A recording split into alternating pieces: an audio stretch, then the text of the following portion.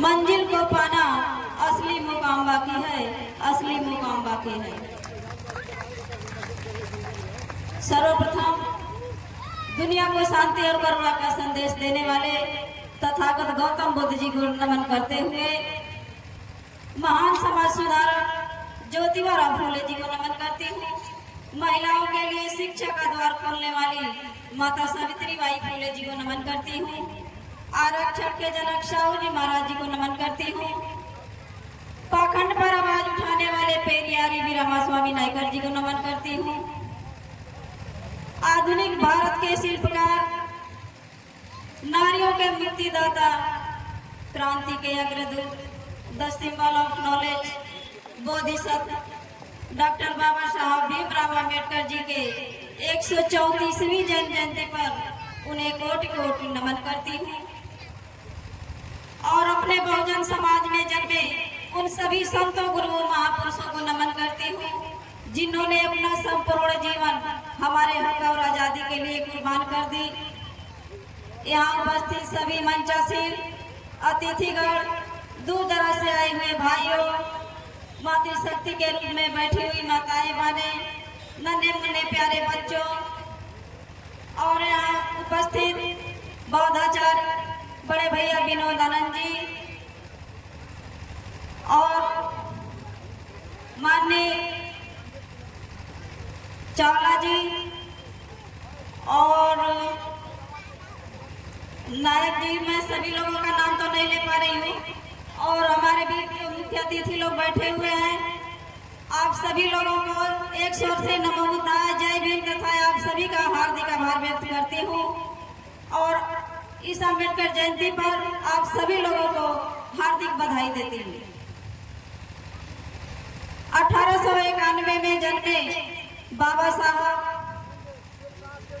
साहब तो 14 अप्रैल को पैदा हुए थे, लेकिन आज 16 अप्रैल है।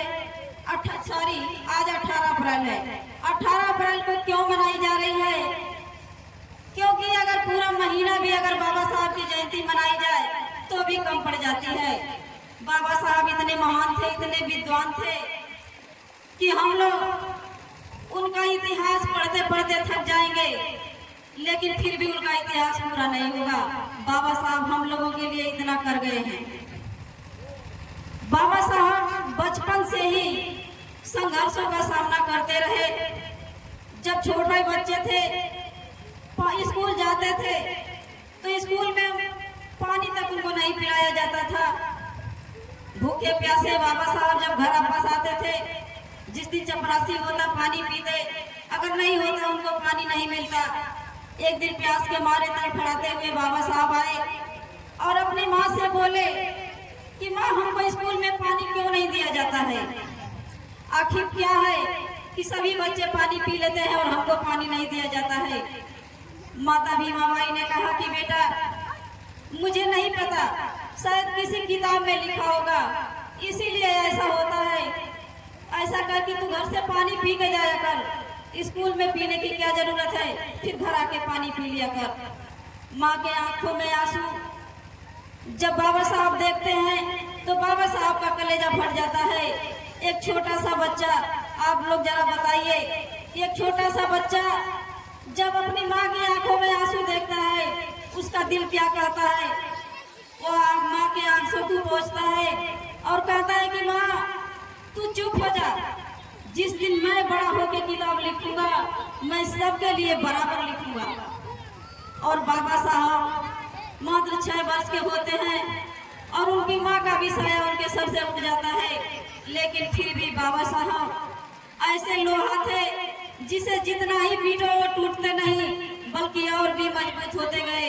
परेशानियों का सामना करते करते बाबा साहब अपनी पढ़ाई पूरी किए और जब वो पढ़ाई पूरी करने के लिए विदेश जाते हैं तो वहाँ उनके बच्चे जब खत्म हो जाते हैं तो माता रमाबाई उनको ये भी नहीं बताती हैं कि हमारे बच्चे खत्म हो गए हैं, ताकि बाबा साहब परेशान होंगे, उनकी पढ़ाई डिस्टर्ब होगी, इसलिए माता रमाबाई उनको नहीं बताती थी और सारी तकलीफ अपने झेलती थी। यहाँ तक कि वो उपले बनाकर बाबा साहब को पैसे भेजती, उपले जो कुछ पैसा आता था बाबा साहब को देती थी। आप लोगों ने माता को संघर्ष करते हुए देखा होगा, लेकिन एक पत्नी ने अपने पति के लिए संघर्ष किया और उनको बाबा साहब बनाने तक का सफर माता रमाबाई जी को जाता है।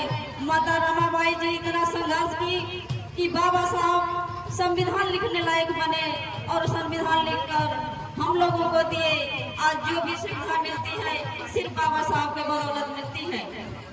पानी के लिए तड़फड़ाए हुए बाबा साहब जब आंदोलन शुरू करते हैं तो उन्होंने पहला संघर्ष पानी के लिए किए और पहला संघर्ष था जो महान सत्याग्रह आंदोलन। सैकड़ों अछूतों के साथ उन्होंने महान सत्याग्रह आंदोलन किए और उस तालाब में पानी पीकर उस आंदोलन को पूरा किए। माता रमाबाई न अगर होती तो बाबा साहब इतने बड़े संविधान के ज्ञाता नहीं हो पाते। उन्होंने जितना संघर्ष किया, लेकिन उनका जब जय जय जय जय जय हिंद, जय जय जय जय जय हिंद। आभार बाबा जिंदाबाद, आभार नारायण जी, जय जय जय जय जय हिंद। आभार नारायण जी, आप मंच पर चलिए, ताली बजा दें।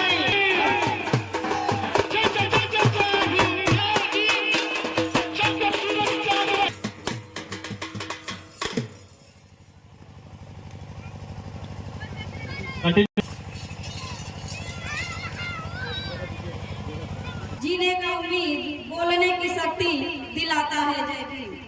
चलने का अधिकार, सोचने की क्षमता, अशिक्षित को शिक्षित बनाता है जय भीम। गुलामी की बेड़ियों को तोड़कर हम सबकी आवाज उठाता है जय भीम। मनुस्मृति का दहन कर सुंदर संविधान बना डाला, अधिकार देकर हम सबको इंसान बनाता है जय भीम। तो हम लोगों को जय भीम बोलना चाहिए और जय भीम बोलने से हमारे अंदर ऊर्जा पैदा होती है और हमें बाबा साहब के संघर्षों को याद करता है। हम लोग बाबा साहब को जब संविधान लिखने का अवसर मिला तो उन्होंने जब पहला चुनाव हार गए तो बंगाली मुसलमानों ने उन्हें 48% वोटों से बाबा साहब को चुनाव जिताने का काम किए और जब वो चुनाव जीते तो उनको संविधान लिखने का अवसर मिला। और जब उन्होंने संविधान लिखे तो 26 जनवरी 1950 को हमारा संविधान लागू तो हो गया, लेकिन हमारी महिलाओं के लिए कोई लिखित कानून नहीं था। महिलाएं जो भी हैं आज उस चीज को नहीं समझ पाती हैं और पुराने पाखंडवाद में अभी तक जूझती रहती हैं। उन्होंने हिंदू कोर्ट बिल बनाए, वो जाने माने वकील थे और भारत के कानून मंत्री भी थे।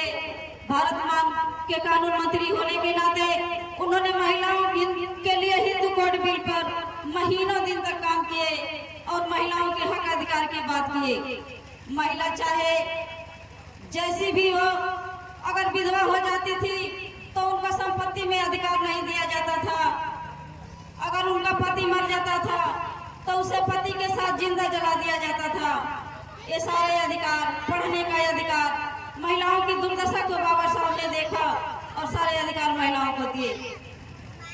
महिलाएं आज जो भी हैं, पढ़ी लिखी हैं, शिक्षित हैं, उनका मानना था कि अगर जब महिलाएं शिक्षित होंगी तो वो दो परिवार को शिक्षित करती हैं। अगर मैके में हैं तो अपने परिवार को शिक्षित करती हैं, ससुराल में जाती हैं तो उनका एक नया परिवार बनता है और उस परिवार को भी बदल के रख देती हैं। इसलिए बाबा साहब ने चाहे कि महिलाओं को भी शिक्षित किया जाए और उन्होंने बराबर पुरुषों के बराबर कांधा से कांधा मिलाकर चलने का काम किए। और महिलाएं आज जो भी हैं, किसी भी पद पर हैं, आप लोगों ने किसी भी मंदिर में महिला पुजारी नहीं देखा होगा, किसी मस्जिद में महिला मौलाना नहीं देखा होगा, किसी चर्च